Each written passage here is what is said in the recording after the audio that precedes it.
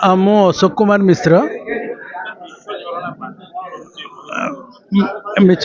ମିଛ ଝରଣାର ପାଣି ଇଏ ଗୋଟେ ଗଳ୍ପ ସଂକଳନ, କିନ୍ତୁ ମିଛ ଝରଣା ପାଣି କୁ ତାର ଆକ୍ଷରିକ ଅର୍ଥ ନୁହେଁ, ଏ ପ୍ରତୀକାତ୍ମକ। ଆଉ ଏଥିରେ ମାନେ ଆମର ଜୀବନଧାରା ଯେମିତି ସେ ଗୋଟେ ଗୋଟେ ଫ୍ଲୋ, ଗୋଟେ ଜୀବନ ସ୍ରୋତ ଭଳିଆ ଏ ଯେମିତି ମଣିଷ ଆସୁଛି ଯାଉଛି, କିନ୍ତୁ ତାର ଲୀଳା ଯେଉଁଟା ସେଇଟା ହେଉଛି ବହୁତ ଇମ୍ପୋର୍ଟାଣ୍ଟ। ସେଇଭଳିଆ ଭାବରେ ଆମର ଏଇ ଯେଉଁ ସ୍ମୃତି ସବୁ ସିଏ ବି ଗୋଟେ ସ୍ରୋତ ଭଳିଆ ବହି ଚାଲିଛି।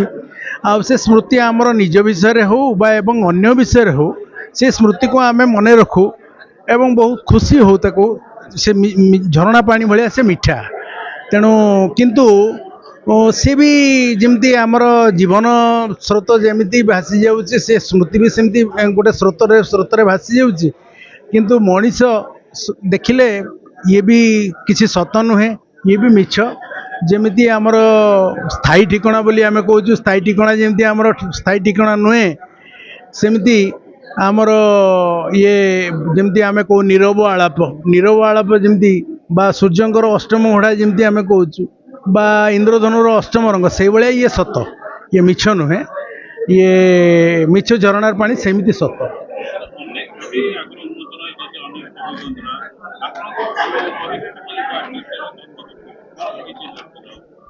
ହଁ, ମୁଁ ଏଥିରେ ଚେଷ୍ଟା କରିଛି ନୂଆ ଧାରାର ଗଳ୍ପ, ଗତାନୈତିକ ଗଳ୍ପଧାରା ଠାରୁ ଟିକେ ଅଲଗା ଲେଖିବାକୁ ଚେଷ୍ଟା କରିଛି। ଆଉ ଏଥିରେ ଓଡ଼ିଶା ମାଟି ସହିତ ପ୍ରତ୍ୟେକ ଗପକୁ ଯୋଡ଼ିବାକୁ ମୁଁ ଚେଷ୍ଟା କରିଛି। ଏବଂ ଓଡ଼ିଶାର ବହୁତ ଘଟଣା ଯାହା ଉପରେ ବହୁତ କମ୍ ସାହିତ୍ୟ ଲେଖା ହେଇଛି, ତା ଉପରେ ଟିକେ ଆଉ ଟିକେ ବେଶୀ ଲେଖା ହେଉ, କିମ୍ବା ନୂଆ ଢଙ୍ଗରେ ଲେଖା ହେଉ, ସେଇଥିପାଇଁ ମୁଁ ଚେଷ୍ଟା କରିଛି। ଜାଣିନି କେତେ ଦୂର ଏଥିରେ ମୁଁ କୃତକାର୍ଯ୍ୟ ହେଇଛି। ନାଇଁ, ମୁଁ ତ ନିୟମିତ ଭାବରେ ଲେଖି ଚାଲିଛି, ବିଭିନ୍ନ ମ୍ୟାଗାଜିନ୍ରେ ବାହାରୁଥିଲା, କିନ୍ତୁ ତାକୁ ପ୍ରାୟ ପାଖାପାଖି 2 ବର୍ଷ ଭିତରେ ମୁଁ ଏସବୁ ଲେଖାଲେଖି କରିଛି। ଆଉ ଯଦିଓ ମୁଁ ପ୍ରାୟ 4 ବର୍ଷ ହେଲା, 5 ବର୍ଷ ହେଲାଣି ମୁଁ ଏଇ ଲେଖାଲେଖି କାମ କରୁଛି, କିନ୍ତୁ ଏଇ ଗପ ପାଇଁ ପ୍ରାୟ 2 ବର୍ଷ ଭିତରେ ଏସବୁ ଗପ ଗୁଡ଼ା ପ୍ରତ୍ୟେକ ମାସ ପ୍ରାୟ ଗୋଟେ ଦିଟା ଏମିତି ଲେଖିକି 25ଟା ଗପ ଅଛି ଏଥିରେ। ହଁ, ଏ ବହିଟା ଆପଣ ଆମାଜନରୁ ପାଇପାରିବେ। ମିଛ ଝରଣାର ପାଣି ଟାଇପ୍ କଲେ ଆପଣ ପାଇପାରିବେ। ତା ଛଡ଼ା ସେମାନେ ମଧ୍ୟ 20% ଡିସକାଉଣ୍ଟ ଦେଉଛନ୍ତି। ତା ଛଡ଼ା ଏଇଠି ପେନିନ୍ ବୁକ୍ସର ଷ୍ଟଲ୍ରୁ ମଧ୍ୟ ଆପଣ ପାଇପାରିବେ, ତାଙ୍କ ଅଫିସରୁ ମଧ୍ୟ ପାଇପାରିବେ। ସେମାନେ ମଧ୍ୟ ଡିସକାଉଣ୍ଟ ଦେଉଛନ୍ତି।